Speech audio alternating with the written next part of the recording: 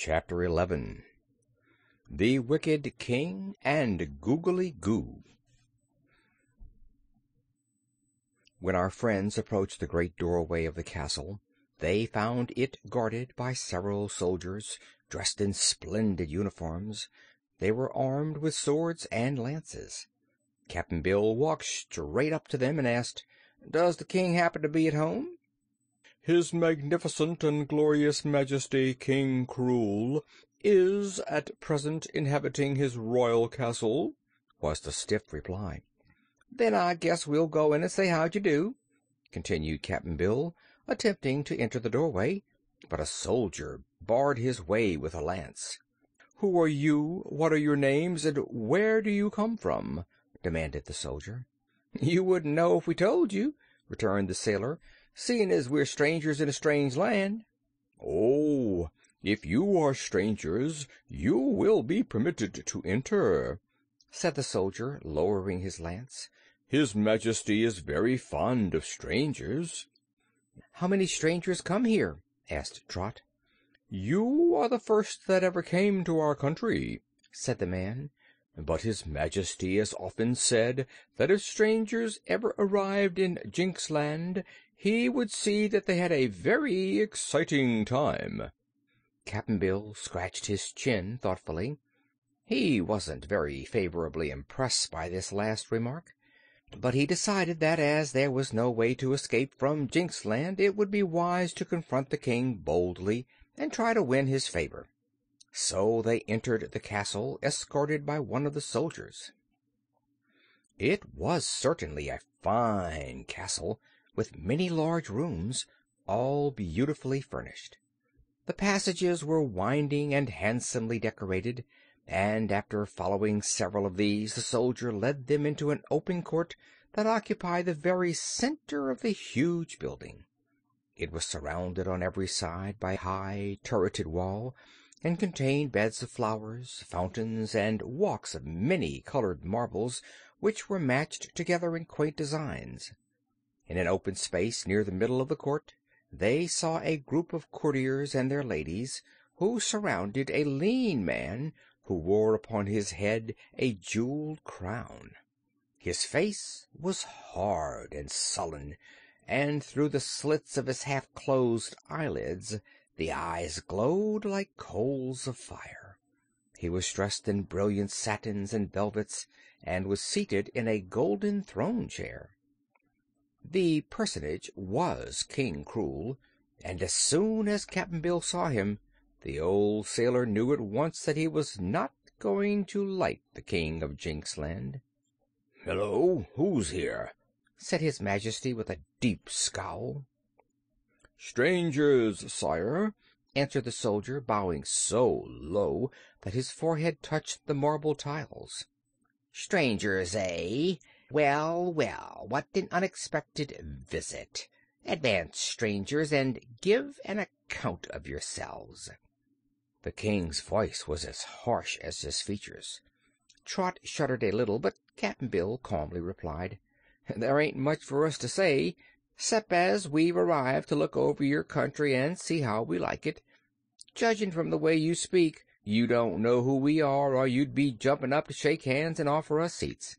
Kings usually treat us pretty well in the great big outside world where we come from, but in this little kingdom, which don't amount to much anyhow, folks don't seem to 'a' got much culture."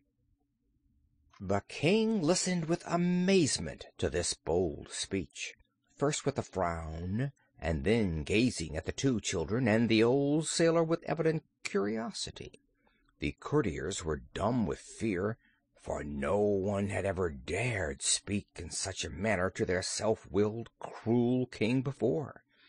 His Majesty, however, was somewhat frightened, for cruel people are always cowards, and he feared these mysterious strangers might possess magic powers that would destroy him unless he treated them well. So he commanded his people to give the new arrivals seats, and they obeyed with trembling haste. After being seated, Cap'n Bill lighted his pipe and began puffing smoke from it, a sight so strange to them that it filled them all with wonder. Presently the king asked, "How did you penetrate to this hidden country? Did you cross the desert or the mountains?" "Desert," answered Cap'n Bill, as if the task were too easy to be worth talking about. "Indeed? No one has ever been able to do that before," said the king. "Well, it's easy enough if you know how," asserted Cap'n Bill, so carelessly that it greatly impressed his hearers. The king shifted in his throne uneasily. He was more afraid of these strangers than before. "Do you intend to stay long in Jinx Land?" was his next anxious question. "Depends on how we like it," said Cap'n Bill. "Just now I might suggest to your Majesty to order some rooms got ready for us in your dinky little castle here, and a royal banquet with some fried onions and pickled tripe would set easy on our stomachs and make us a bit happier than we are now." "Your wishes shall be attended to," said King Krewl, but his eyes flashed from between their slits in a wicked way that made Trot hope the food wouldn't be poisoned. At the king's command, several of his attendants hastened away to give the proper orders to the castle servants, and no sooner were they gone than a skinny old man entered the courtyard and bowed before the king. This disagreeable person was dressed in rich velvets with many furbelows and laces. He was covered with golden chains, finely wrought rings, and jeweled ornaments. He walked with mincing steps and glared at all the courtiers as if he considered himself far superior to any or all of them. "Well, well, your Majesty, what news? What news?" he demanded in a shrill, cracked voice. The king gave him a surly look. "No news, Lord Googly-Goo, except that strangers have arrived," he said. Googly-Goo cast a contemptuous glance at Cap'n Bill and a disdainful one at Trot and Button-Bright. Then he said, "Strangers do not interest me, your Majesty, but the Princess Gloria is very interesting indeed. What does she say, sire? Will she marry me?" "Ask her," retorted the king. "I have many times, and every time she has refused." "Well?" said the king harshly. "Well," said Googly-Goo in a jaunty tone, "a bird that can sing and won't sing must be made to sing." "Huh!" sneered the king. "That's easy with a bird, but a girl is harder to manage." "Still," persisted Googly-Goo, "we must overcome difficulties. The chief trouble is that Gloria fancies she loves that miserable gardener's boy, Pon.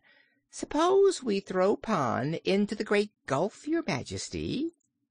"It wouldn't do any good," returned the king. "She would still love him." Too bad, sighed Googly-Goo.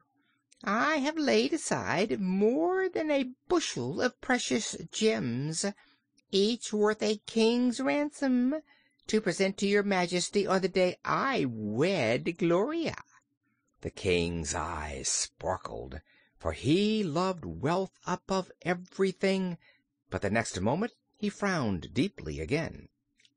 "It won't help us to kill Pon," he muttered. "What we must do is kill Gloria's love for Pon." "That is better, if you can find a way to do it," agreed Googly-Goo. "Everything would come right if you could kill Gloria's love for that gardener's boy. Really, sire, now that I come to think of it, there must be fully a bushel and a half of those jewels." Just then a messenger entered the court to say that the banquet was prepared for the strangers. So Cap'n Bill, Trot, and Button-Bright entered the castle and were taken to a room where a fine feast was spread upon the table. "I don't like that Lord Googly-Goo," remarked Trot as she was busily eating. "Nor I," said Cap'n Bill. "But from the talk we heard, I guess the gardener's boy won't get the princess." "Perhaps not," returned the girl, "but I hope old Googly doesn't get her either." "The king means to sell her for all those jewels," observed Button-Bright, his mouth half full of cake and jam. "Poor princess," sighed Trot. "I'm sorry for her, although I've never seen her. But if she says no to Googly-Goo and means it, what can they do?" "Don't let us worry about a strange princess," advised Cap'n Bill. "I've a notion we're not too safe ourselves with this cruel king." The two children felt the same way, and all three were rather solemn during the remainder of the meal. When they had eaten, the servants escorted them to their rooms. Cap'n Bill's room was way to one end of the castle, very high up, and Trot's room was at the opposite end, rather low down. As for Button-Bright, they placed him in the middle, so that all were as far apart as they could possibly be. They didn't like this arrangement very well, but all the rooms were handsomely furnished, and being guests of the king, they dared not complain. After the strangers had left the courtyard, the king and Googly-Goo had a long talk together, and the king said, "I cannot force Gloria to marry you just now, because those strangers may interfere. I suspect that the wooden-legged man possesses great magical powers, or he would never have been able to carry himself and those children across the deadly desert." "I don't like him. He looks dangerous," answered Googly-Goo. "But perhaps you are mistaken about his being a wizard. Why don't you test his powers?" "How?" asked the king. "Send for the Wicked Witch. She will tell you in a moment whether that wooden-legged person is a common man or a magician." "Ha! That's a good idea!" cried the king. "Why didn't I think of the Wicked Witch before? But the woman demands rich rewards for her services." "Never mind, I will pay her," promised the wealthy Googly-Goo.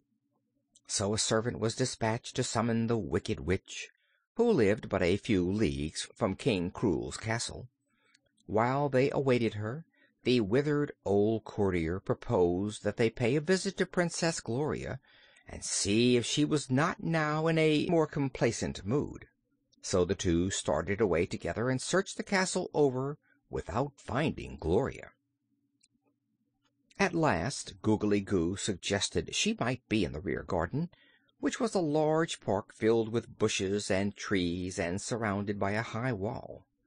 And what was their anger when they turned a corner of the path to find in a quiet nook the beautiful princess, and kneeling before her Pon, the gardener's son.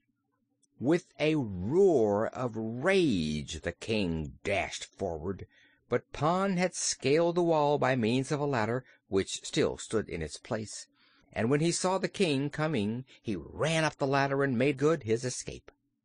But this left Gloria confronted by her angry guardian, the king, and by old Googly-Goo, who was trembling with a fury he could not express in words. Seizing the princess by her arm, the king dragged her back to the castle. Pushing her into a room on the lower floor, he locked the door upon the unhappy girl, and at that moment the arrival of the Wicked Witch was announced. Hearing this, the king smiled as a tiger smiles, showing his teeth, and Googly-Goo smiled as a serpent smiles, for he had no teeth except a couple of fangs. And having frightened each other with these smiles, the two dreadful men went away to the royal council chamber to meet the Wicked Witch. End of Chapter 11.